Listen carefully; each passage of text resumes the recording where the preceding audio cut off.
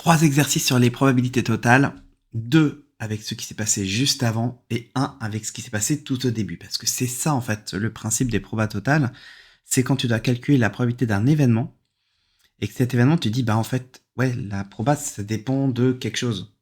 Et quand ça dépend de quelque chose, c'est qu'il y a eu un système complet d'événements. Et c'est ce qu'on va voir ici avec 3 exemples. Enfin 2 qu'on va traiter dans la vidéo et 1 que tu peux télécharger gratuitement avec le lien dans la description. Alors, premier cas, les probatoires avec ce qui se passait juste avant. Ça, c'est très courant qu'on a justement des probas avec des AN. Ça peut être aussi avec, quand tu verras plus tard, avec les variables aléatoires, xn, xn plus 1. Où effectivement, le xn de oméga te donnera le système complet d'événements. Ici, voilà, donc on a le cas des probatoires qui donnent une suite arithmético-géométrique. Grand classique. Donc j'ai 2 pièces A et B. La pièce A est équilibrée et la pièce B amène pile avec une proba 1 tiers. Et donc face avec une proba 2 tiers. Et on effectue une suite illimitée de lancers. On commence par lancer la pièce A. Pour tout n appartenant à une étoile, si le nème lancé donne pile, on conserve la même pièce pour le n plus unième lancé. Sinon, l'autre pièce pour le n plus unième lancé. Donc en gros, pile, même pièce. Face, on change. Pour tout n appartient à une étoile, on pose l'événement AN, on lance la pièce A au nème lancé et on pose petit n égale P de n. Alors moi, je te conseille de toujours raisonner avec les probas. Par contre, à un moment donné, dans ce genre d'exercice, ça va devenir un exercice de suite et donc dans ce cas, tu utiliseras cette notation ici.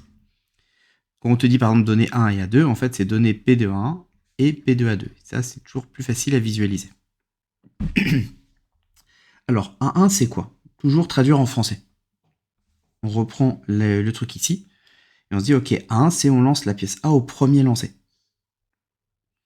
Or, qu'est-ce qu'on sait en fait au début? C'est qu'ici, on nous dit, on commence par lancer la pièce A. Donc, je mets, on m'a donné une rédaction, je la recopie exactement. On commence par lancer la pièce A. J'ai écrit mot pour mot.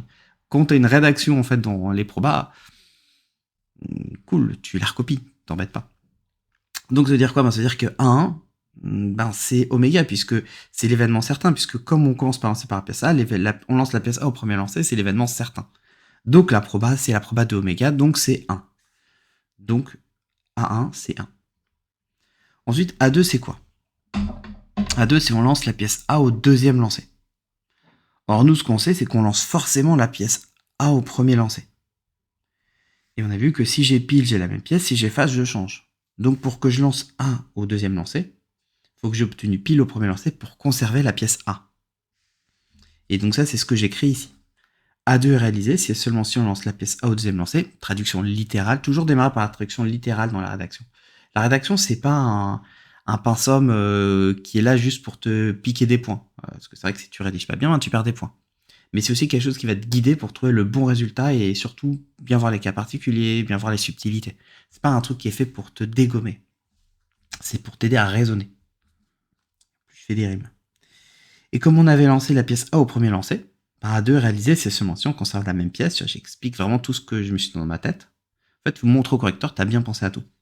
Donc, c'est seulement si on a obtenu pile avec la pièce A. Et j'ai rajouté comme la pièce est équilibrée, parce que c'est ce qu'on nous dit ici. Tac. J'ai du coup les probabilités. Donc, ça me fait P2 A2 égale 1,5. Tranquille. Et donc, petit A2, il vaut 1,5. Voilà. Donc, très bien. Donc là, je suis pas mal. Petit 2A, et alors là, je vais montrer ça. Donc, toujours, je me traduis. Il faut que je montre que P2 à n plus 1, ça me fait moins 1 sixième de P2 à n, plus 2 tiers. Alors déjà, quand je vois que j'ai une proba qui vaut un truc avec du plus, c'est que ça sent l'union. Alors, comme j'ai dit dans une vidéo précédente, dans les calculs d'union, il y a ce qu'on appelle l'union déguisée. C'est quand j'ai la formule des probas totales. Et donc ici, j'ai une union déguisée. Le n plus 1, c'est quoi? C'est on lance la pièce A au n plus unième lancé. Mais tu vois que ça dépend de quelle pièce on a, parce que si j'avais la pièce A, il faut que je garde la même pièce, donc je fasse pile. Si j'ai eu la pièce B, il faut que je fasse face pour changer. Donc ça dépend en fait si j'ai AN ou si j'ai AN bar. Donc j'ai un système complet d'événements et je vais faire les probas totales. Donc ici, c'est ça qui m'oriente vers les probas totales. Même si là, on le visualise pas trop parce qu'on voit pas le P2 à barre. Tu vas voir comment on va le retrouver. Mais donc là, j'ai cette option. Maintenant, tu remarques un truc, c'est qu'on t'a pas tout de suite fait faire ce truc-là. Et on te l'a fait faire pour n supérieur égal à 2. Pourquoi? Parce que si je voulais calculer A2, A à 1 bar, c'est pas un système complet d'événements, parce qu'un système complet d'événements, il faut que les événements ne soient pas impossibles. Or, 1 bar, il est impossible, puisqu'on démarre par la pièce A. Donc ici, en fait, le A2, c'était un cas particulier. Et c'est pour ça qu'on t'a fait faire d'abord A1 et A2 à part, et qu'on va pouvoir faire le système complet d'événements à partir de n supérieur égal à 2. Parce que A2 à 2 bar, effectivement, est un système complet d'événements, mais A1 bar ne l'était pas. C'est possible que dans un sujet, on ne te mette pas le cas particulier en question précédente. Il faut que tu y penses par toi-même. Attention, ça fait l'instant renard. Donc il faut que tu sois rusé comme lui. Tac. Donc j'y vais, j'attaque les probas totales. On peut, à partir du même lancer, on peut lancer la pièce A ou la pièce B. Tu vois, je montre, ici avec ça, je montre que j'ai pensé au fait que ça ne marchait pas au premier lancer. Donc un AN bar est un système complet d'événements de probabilité non nulle. Je précise ça parce que j'utilisais la formule des probas totales avec les sachants. Donc d'après la formule des probas totales, moi je cherche P de N, donc c'est N plus 1, donc c'est ce que j'écris ici, P de N plus 1. Le N plus 1 que je retrouve ici et ici. Et là, j'ai mon système complet d'événements, AN bar, N bar, donc c'est P de N, donc G à N, et sachant que j'ai eu à N, j'ai à N plus 1. G à N bar, et sachant que j'ai eu à N plus 1, j'ai à N bar, j'ai à N plus 1. Il me reste à calculer donc ces deux-là. Et donc là, j'utilise la méthode Caroline pour trouver les sachants. C'est passé, présent, futur. De la chanson d'MC Solar, Caroline, je suis passé pour être présent dans ton futur. Donc je suppose qu'elle est réalisée. Qu'est-ce qui s'est passé? On a lancé la pièce A au nème lancé. Donc présent, en fait, pour que je peux faire pile ou face avec une probabilité 1,5. Futur, n plus 1 est réalisé à quelles conditions? Si je conserve la pièce A. Donc, se dire, si j'obtiens pile pour garder la même pièce. Donc, si j'obtiens pile avec la pièce A. Obtenir pile avec la pièce A, c'est une probabilité 1,5. Donc, P de N plus 1 sachant N, c'est 1,5. Maintenant, pour calculer celui-là, je vais supposer N bar réalisé. Passer, j'ai réalisé N bar, donc c'est-à-dire que je lance la pièce B au nème lancé. C'est passé présent ici. Donc, pour que j'ai N plus 1, cette fois, il faut que j'obtienne face pour changer de pièce. Donc N plus 1 est réalisé, c'est seulement si on change de pièce pour le N plus 1e lancé. Donc c'est seulement si on a obtenu face avec la pièce B au nème lancé. Or la pièce B pour obtenir face, c'est une proba 2 tiers. Donc P de N plus 1 sachant AN bar, c'est 2 tiers. Donc tu vois, tout est hyper logique en fait. Par contre, il faut vraiment suivre le process. Et ça c'est très important en proba, c'est de jamais avoir peur de suivre le process, de prendre le temps de rédiger et d'aller petit à petit. Il ne faut pas chercher à aller trop vite et vouloir tout de suite balancer la solution, parce que souvent c'est ce moment-là où on fait des bêtises. Il me reste plus qu'à remplacer, donc ça me fait 1,5 fois P de N, parce que c'était 1,5, et lui c'était 2 tiers, donc 2 tiers fois P de N bar. P de N et P de N bar, je les ai pas, et c'est ça le concept en fait de ces exercices, c'est que pour trouver P de N plus 1, je le trouve en fonction de P de N, et j'ai pas le P de N. Sauf que moi, je veux du P de N partout, le P de N bar, je le veux pas. Donc, je vais remplacer, ok. P de N bar, c'est 1 moins P de N. Et là, en faisant ça, maintenant, je peux remplacer le P de N plus 1 par AN plus 1 et les P de N par AN. Ce qui fait que j'ai AN plus 1 qui vaut 1,5 de N. Je développe 2 tiers fois 1 moins 2 tiers fois AN. Je factorise par AN avec lui et lui, donc ça fait 1,5 moins 2 tiers. 1,5 moins 2 tiers, je mets au même... je mets sur le dénominateur 6, donc ça me fait 3 moins 4. Et donc ça me fait moins 6e de n plus 2 tiers. Et donc j'ai bien ça. Et c'était pour tout n supérieur ou égal à 2. Il ne me reste plus qu'à encadrer le résultat.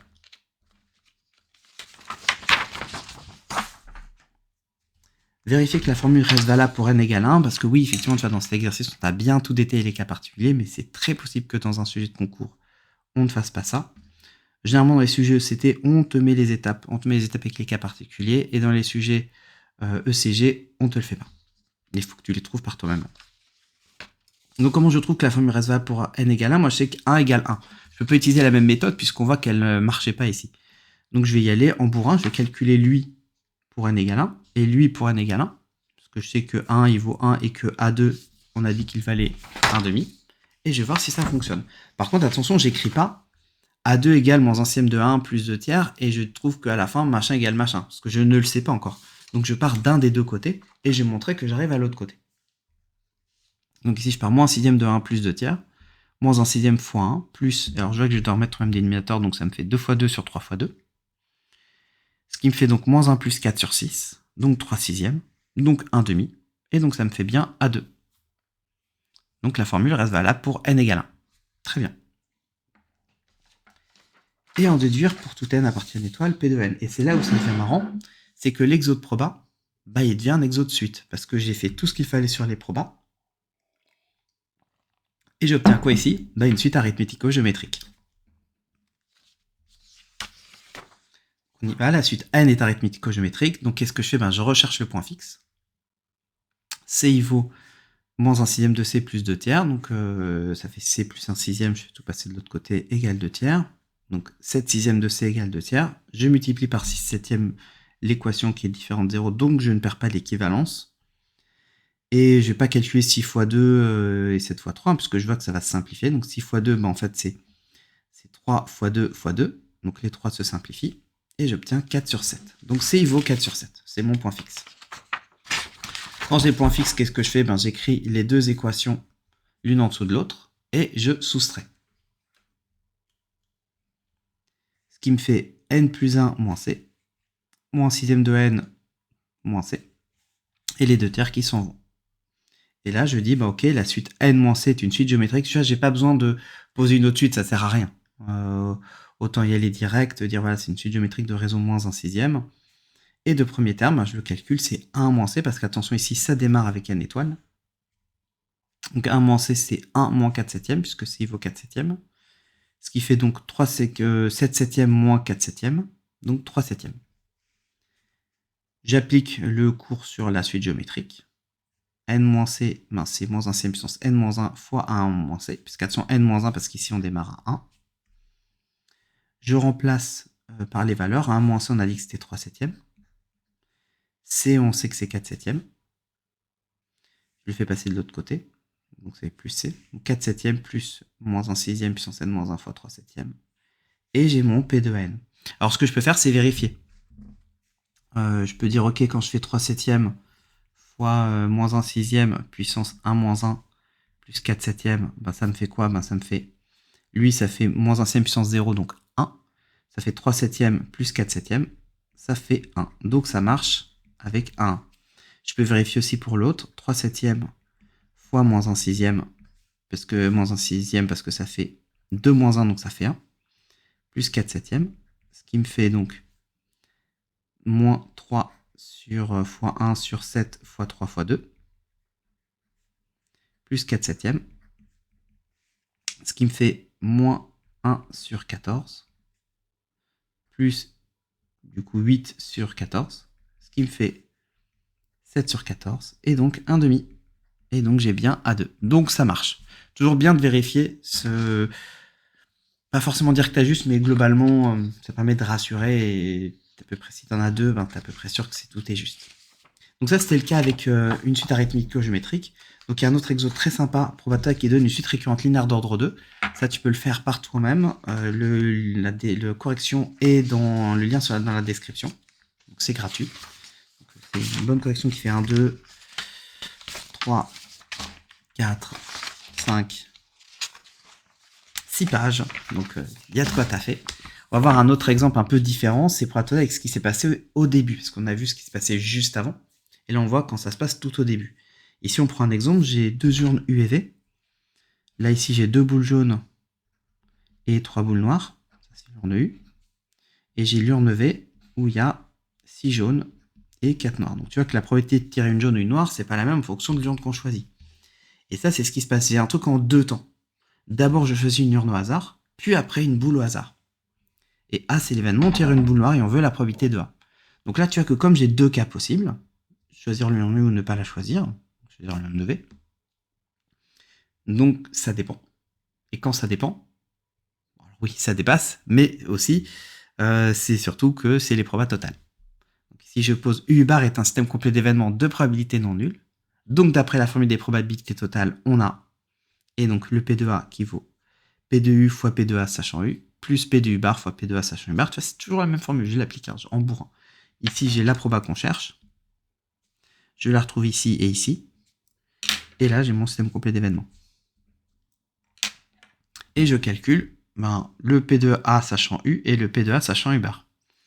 Passé, présent, futur, sachant U réalisé. Supposons U réalisé. Ça veut dire quoi? Ça veut dire qu'on a choisi l'urne U. Donc mon urne, elle possède 2 jaunes et 3 noirs, présent. Futur, A c'est réalisé si je tire une boule noire. J'ai quelle probable de réaliser? J'ai 3 sur, attention, pas 3 sur 2. Attention, le petit piège, c'est ici, j'ai 5 boules. Et alors moi, pour pas me faire avoir dans ce piège, souvent je l'écris comme ça, avec une probabilité de 3 sur 3 plus 2. Moi, je suis sûr de ne pas oublier les autres boules. Quasiment avec 3 sur 3 plus 2, donc P2A sachant U, c'est 3 cinquièmes. J'aurais pu dire que le choix se fait au hasard, donc il y a eu équipe probabilité. J'aurais pu rajouter ça. On a choisi l'urne V, donc si on suppose U va réaliser, donc j'ai choisi l'urne V, donc cette fois j'ai 6 jaunes, 4 noirs. Donc le A, si je tire une noire, à quelle condition? J'ai 4 chances sur 6 plus 4. Donc ça me fait P2A sachant U bar qui fait 4 dixièmes, donc 2 cinquièmes. Ensuite je calcule P2U et P2U bar, comme on choisit une urne au hasard, forcément c'est 1,5, 1,5. Et il ne me reste plus qu'à remplacer, donc ça me fait 1,5 fois 3 cinquièmes, plus 1,5 fois 2 cinquièmes. Ici, je simplifie pas parce que je vois que je vais avoir besoin de mettre sur 10, donc ça me fait 3 dixièmes sur 2 dixièmes, donc 5 dixièmes, et 5 dixièmes, ça fait 1,5. Donc la probabilité de A fait 1,5. Donc ça, c'était sur les probas totales. Prochaine vidéo, on verra la formule de Bayes, qui est un peu une conséquence de la formule des probas totales, mais ça sera pour la prochaine vidéo. En attendant, tu peux déjà voir ces exercices en téléchargeant le doc de 69 pages disponible dans la description. Et où il y a les formules de Bayes, les exos qu'on vient de faire, les exos sur la formule des probas composées, bref, un truc super complet. Et n'oublie pas de mettre un like pour pousser au référencement, de mettre un commentaire et surtout de partager cette vidéo dans tes groupes de prépa, groupes WhatsApp, etc. Comme ça permet de faire vivre la chaîne. Allez, ciao et travaille bien!